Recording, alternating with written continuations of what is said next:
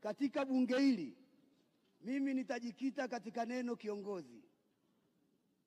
Nitatafasiri neno kiongozi na huo ndio utakuwa mwelekeo wangu. Na nitakuwa natoa na mifano. Mheshimiwa Mwenyekiti, neno kiongozi lina herufi zake 8 na linaanza na herufi K. Ile K ina maana ya kwamba kiongozi unatakiwa kukubali kukosolewa na unaowaongoza. Na Mheshimiwa Mwenyekiti, hili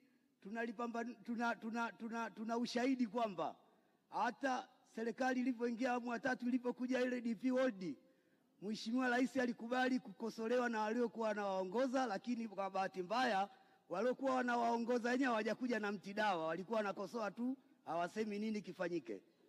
Mheshimiwa Mwenyekiti, herufi ya pili ni herufi I. Ina maana ya kuwa ijue tabia ya watu unawaongoza. Na Mheshimiwa Mwenyekiti, wote hapa ni mashahidi.